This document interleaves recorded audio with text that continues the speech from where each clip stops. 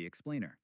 Today, we are going deep, right under the hood of your computer, your phone, pretty much every smart device you own. We're going to look at the single piece of software that makes all of it work.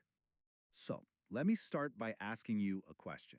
Just think about all the programs and apps you use every single day. Your web browser, your favorite game, that photo editor, which one of those do you think is the most powerful? You know, the answer is probably not what you think. It isn't some app you double-click to launch.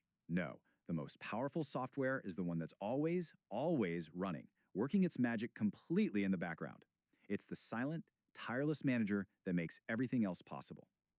That powerful software, it's called the operating system, or, as we all know it, the OS. Today we're pulling back the curtain on this invisible conductor of your digital orchestra.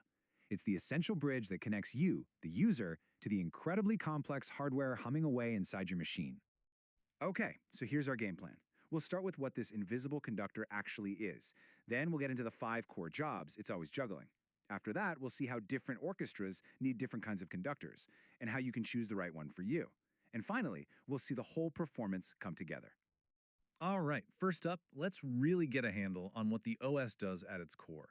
Just think of it as the master coordinator, the stage manager that's making sure every single program and every piece of hardware work together in, well, perfect harmony. At its heart, the OS really has 4 main goals. First, make a super complicated box of electronics easy for you to use. Second, create the stage where all your apps can run. Third, act as a fair referee, deciding who gets to use the processor or memory and when. And fourth, it's the security guard, protecting your system and all your data. Now, to pull all this off, the OS is basically built in 2 main layers. The part we see and touch, your desktop, all your icons and menus, that's called the shell. But the real work, the deep magic, happens in what's called the kernel. The kernel is the engine room. It's the core that's talking directly to the physical hardware, managing everything from behind the curtain. So, to hit all those goals, our conductor has 5 absolutely critical jobs that it's juggling constantly, every millisecond.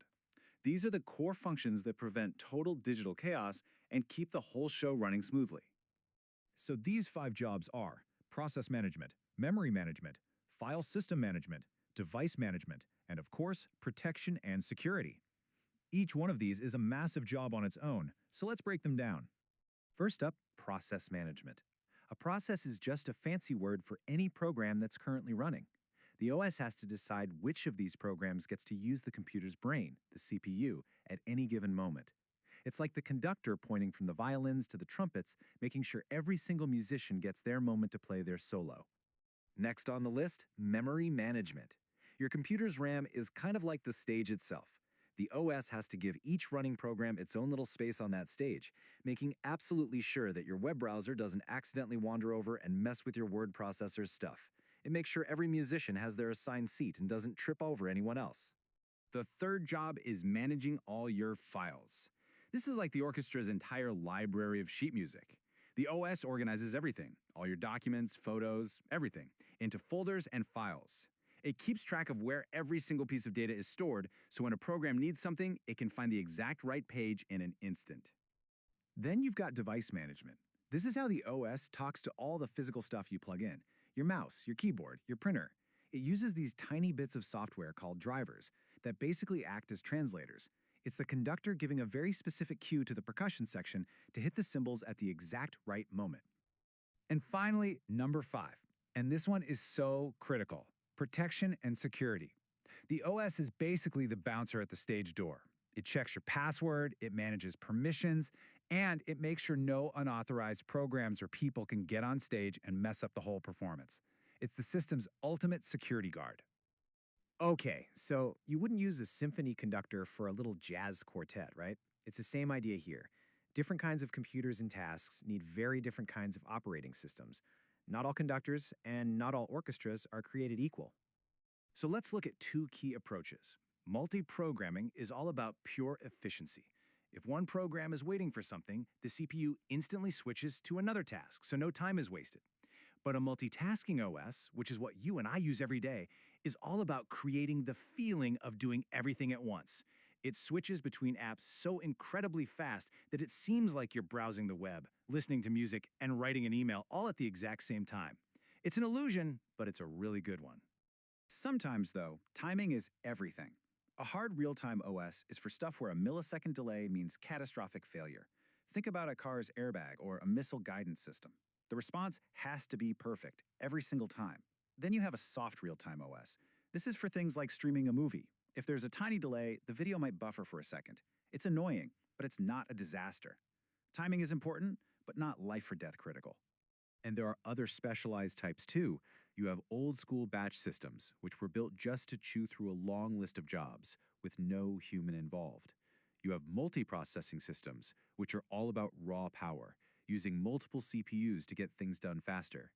And then you have distributed systems, which are really fascinating. They link a bunch of separate computers together so they can act like one giant, powerful machine. Okay, that's all great in theory, but what about the computer on your desk or in your lap right now? When it comes to picking your own personal conductor, you're probably going to run into these three big players. Let's break it down. First, you've got Windows. It's the most common by far, which means it supports the most software, but you do have to pay for it. Then there's Mac OS, which comes bundled with Apple hardware and is famous for being easy to use and secure, especially for creative work. And finally, you have Linux. It's completely free and incredibly powerful, which is why it dominates the world of servers and developers, but for an everyday user, there can be a bit of a learning curve. So, we've met the conductor, we've seen how the orchestra is managed. Let's bring it all home for the grand finale and talk about why any of this really matters. If you take away just a few things from all this, make it these. 1. The OS is that invisible but absolutely essential conductor. 2. It is constantly juggling those 5 core jobs to keep everything from falling apart. 3. Different types of operating systems are built for very different tasks. And 4. Picking an OS for yourself is always a balancing act between cost, what works with it, and security. In the end, it really all comes back to this one simple, powerful idea. The entire unbelievably complex job of an operating system is to take this machine and make it a useful, convenient, and efficient tool for you to use. That's it. And that really brings us to the future.